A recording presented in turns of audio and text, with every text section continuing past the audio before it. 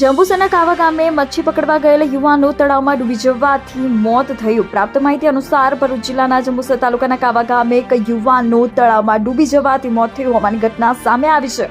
જંબુસર તાલુકાના કાવા ગામે રહેતા સતીશભાઈ રાઠોડ કે જેઓ પોતાના ગામના તળાવમાં મચ્છી પકડવા માટે ગયા હતા અને મચ્છી પકડવા માટેની જાળ તળાવમાં નાખી હતી, પરંતુ મચ્છી પકડવાની આ જાળમાં તેઓ પોતે ફસાઈ ગયા હતા। જાળમાં ફસાઈ જતા તેઓએ જાળમાંથી બહાર નીકળવાના પ્રયાસો કર્યા, પરંતુ બહાર ન નીકળી શકતા બૂમાબૂમ કરી હતી। આજુબાજુના લોકો તેમજ તેમની પત્ની દ્વારા તેમને જાળ સાથે બહાર કાઢવામાં આવ્યા હતા તથા 108 મારફતે તેમને સારવાર માટે સબ ડિસ્ટ્રિક્ટ હોસ્પિટલ જંબુસર ખાતે ખસેડવામાં આવ્યા, જ્યાં તબીબોએ તેમને મૃત જાહેર કર્યા હતા।